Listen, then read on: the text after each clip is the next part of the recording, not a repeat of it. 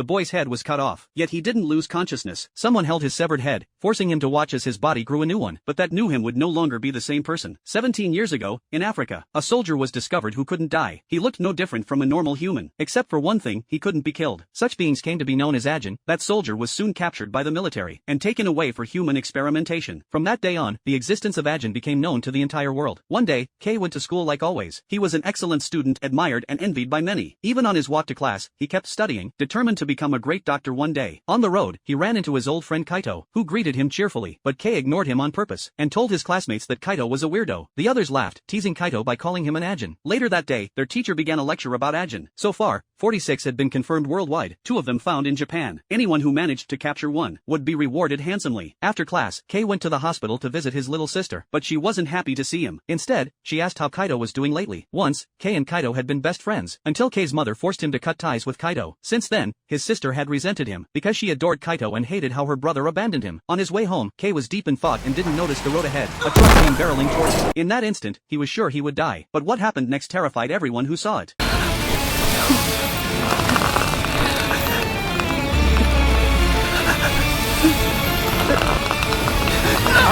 Kay's body began to emit strange black particles, and his fatal wounds healed instantly. He was still alive, and that could only mean one thing: he was an Ajin. Panicking, Kay tried to explain that he was human, but his classmates' eyes gleamed with greed. They saw him not as a friend, but as a bounty. Breaking down, Kay screamed in despair, his voice so powerful it froze everyone in place. Taking advantage of the moment, he ran for his life. Before long, police surrounded the crash site. Through the witnesses' accounts, Kaito learned the truth. Kay was an Ajin. Meanwhile, Kay fled into the mountains. He pulled out his phone, desperate to call someone for help, but realized there was no one he could truly trust. Then, a name came to mind: Kaito. Though they had parted on bad terms, Kaito was the only person he could rely on. Kay took a deep breath and dialed his number. Kaito had been waiting for that call. I'm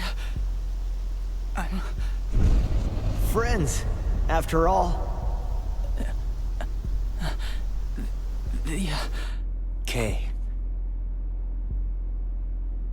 Are you alright? When Kay told him where he was hiding, Kaito grabbed his backpack and rushed out to find him. But before he could reach him, the police arrived first. Terrified, Kay bolted deeper into the forest. He knew exactly what awaited him if he was caught: a life of endless dissection and torture in a government lab. A police officer tripped over a branch, giving Kay a brief chance to escape. But a gunshot rang out. The bullet shattered a nearby tree branch, and Kay tumbled down a steep slope. Seeing him fall, the officer called for backup to capture him. Just as Kay was about to be taken, Kaito appeared, taking the officer away in one blow. The two jumped on a motorcycle and sped off through the woods. The government immediately set up checkpoints and deployed troops across town. News of Ajin Kay spread nationwide within hours. The entire country was watching.